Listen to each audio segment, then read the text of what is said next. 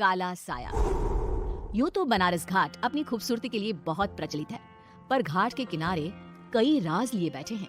ये कहानी शुरू होती है बनारस के घाट के पास बने ममता निवास से, जहाँ प्रिया लाल जोड़े में ममता के घर उसकी बहू बनकर आती है। आओ आओ बहू, घर को अपने पैरों से पवित्र करो। ममता घर की दहलीज पार कर ही रही होती है कि अचानक एक बहुत गंदी सी बास पूरे घर में फैल जाती है।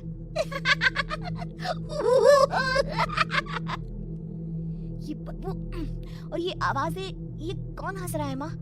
अब ये पड़ोसी ना हमारे थोड़े अलग से है। कहाँ हम शाकाहारी और ये मांस मच्छी खाने वाले। छोड़, तू ध्यान मत दे और गृह प्रवेश कर। और हाँ बहू, अपनी सास की एक बात हमेशा याद रखना, इन पड़ोसियों से तो कभी बात नहीं करेगी। अच्छे लोग नहीं है ये। अपनी सास की ये बात मानेगी ना बेटा? हाँ माँ, जो आपकी मर्जी, मैं उनसे बात नहीं करूंगी। अगले दिन प्रिया अपनी पहली रसोई बनाने रसोई घर में जाती है।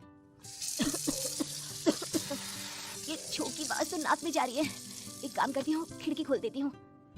प्रिया खिड़की खोलने जाती है। इतने चाले, लगता है इस खिड़की को कभी खोला ही नहीं गया, पर ऐसा क्यों? ओह, नॉन वेज की स्मेल आती होगी ना। 2 मिनट के लिए खोल लेती हूँ, फिर बंद कर दूंगी। प्रिया खिड़की खोलती है। खिड़की खोलते ही उसकी नजर सामने वाले घर की खिड़की पर पड़ती है, जहाँ एक लड़की खड़ी होती है। हाथों में मेहंदी, लाल रंग की साड़ी, बिल्कुल सजी धजी, मानो प्रिया की तरह ही वो भी नई नवेली बहू हो। वो प्रिया को देखकर मुस्कुराती है। हे भगवान, माँ ने तो इनसे बात करने को मना किया था। प्रिया फौरन ही खिड़की बंद कर देती है और तवे पर चढ़े रोटी की ओर देखने लगती है, पर वहाँ रोटी न होकर मछली पड़ी होती है। ये क्या? पहली ही रसोई में इतनी बड़ी गलती। हे भगवान, अब मैं क्या करूं? प्रिया बहुत डर जाती है और फौरन रसोई की सफाई करने और फिर सभी के लिए खाना बनाने लग जाती है। जब वो सबको खाना परोसती है, सब तो ठीक है, मैं बेकार में चिंता कर रही थी। हे भगवान, ऐसे ही बस अपनी कृपा बनाए रखना। रात के वक्त जब सब सो रहे होते हैं, तब प्रिया को पायल की आवाज सुनाई देती है, जिससे उसकी आंख खुल जाती है। ये पायल की आवाज कहाँ से आ रही है? प्रिया उठकर उस आवाज के पीछे छत की सीढ़ियों तक जाती है। तभी उसे बच्चे के रोने की आवाज आती है। प्रिया छत पर जाती है तो क्या देखती है?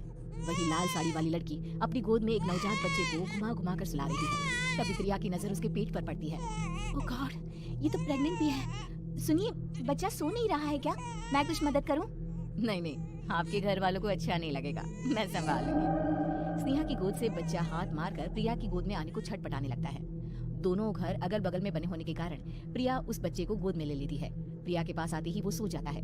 बच्चे का वो स्पर्श रात भर प्रिया भूल नहीं पाती और अगली सुबह वो छत पर कपड़े सुखा रही होती है। तभी उसे एक औरत इशारा करके बुलाती है। स्नेहा कह रही थी बाबू तुम्हारी गोद में आते ही सो गया। मैं गौरी, स्नेहा की माँ हूँ। बहू, घर आना, बाबू को खिला भी लेना। शाम को जब घर पर कोई नहीं रहता, बच्चे से मिलने के लिए प्रिया छिपकर अपनी पड़ोसन के घर चली जाती है और कुछ देर बच्चे को खिलाकर वापस लौट आती है। इसके कुछ दिन बाद ही प्रिया को पता चलता है कि वो माँ बनने वाली है। ममता की खुशी का ठिकाना नहीं रहता। माँ जी, पता नहीं क्यों उल्टी आ रही है। प्रिया भागती हुई वॉशरूम में जाती है तो हरे और लाल रंग की उल्टी करती है। उस उल्टी में से कीड़े निकलते हैं। ये क्या?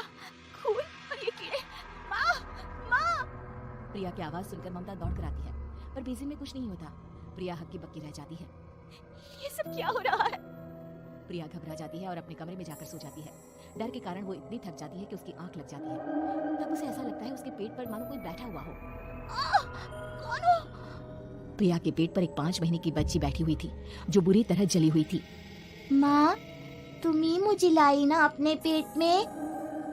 मैं तुम्हारी माँ नहीं हूँ। कौन हो तुम? माँ, देखो मैं जल गई बुरी तरह से। 6 महीने पेट में रहने को भी मुझे नहीं मिला। सहला दो ना माँ। बचाओ, बचाओ, माँ! ममता दौड़कर कमरे में आती है। प्रिया की बातें सुनकर वो सब समझ जाती है। तू कहीं बगल वाले घर में तो नहीं जाकर आई ना बहू? मुझे माफ कर दो, मैं गई थी माँ। उस घर में सब मरे हुए हैं बहू। कई साल पहले स्नेहा उस घर में बहू बनकर आई थी। कुछ ही दिन में वो एक बच्चे को जन्म देने वाली थी। पूरा घर बच्चे के आने की खुशी में खोया था कि एक दिन अचानक उस घर में आग लग गई। सब बुरी तरह जलकर मर गए। गौरी आज भी दादी बनने का इंतजार कर रही है और इसीलिए स्नेहा ने अपना अजन्मा बच्चा तुम्हारी कोख में डाल दिया। ममता ये कह रही होती है कि पीछे से उसके पैरों को एक बच्चा पकड़ लेता है। दादी, दादी। माँ, स्नेहा की गोद में यही बच्चा था। ये बच्चा कौन है फिर? तेरी मौत है। तेरी भी दादी। जिस चीज का ममता को डर था वही हो गया। ममता निवास के ऊपर मौत ने चादर बिछा दी थी। प्रिया का पेट ऐसे बढ़ जाता है मानो 9 महीने का हो। 2 हाथ उसके पेट से बाहर निकलते हैं। बहू, संतोष को फोन कर, किसी पंडित जी को बुला बहू। प्रिया का पति भागता हुआ घर आता है। ये तो होना ही था माँ। तेरा बाप तेरे सामने आ गया तो तू सह नहीं पा रही है। स्नेहा घर में आग लगी नहीं थी, माँ ने लगाई थी, प्रॉपर्टी की लालच में। और वो बच्चा मेरी पहली पत्नी का बच्चा है, मेरा बेटा, जो कि उस आग की चपेट का शिकार हो गया था। मैंने तुमसे ये सब माँ के कहने पर छुपाया था। मुझे माफ कर दो प्रिया। तुम अगर चाहो तो यहाँ से जा सकती हो। मैं तुम्हें किसी भी बंधन में रखना नहीं चाहता। मेरी शादी हुई है आपसे, मैं आपको छोड़ नहीं सकती, पर उससे पहले हमें स्नेहा, उसकी माँ और बच्चे की आत्मा की शांति करवानी होगी। संतोष और ममता गौरी के घर जाते हैं। अंदर सब कुछ जला हुआ होता है। जमीन पर जली हुई लाशें बिखरी हुई थी। ममता रो रो कर अपनी करने की माफी गौरी से मांगती है। प्रिया स्नेहा के घर वालों का अंतिम संस्कार करवा देती है और ममता निवास फिर से आत्माओं के साए से मुक्त हो जाता है।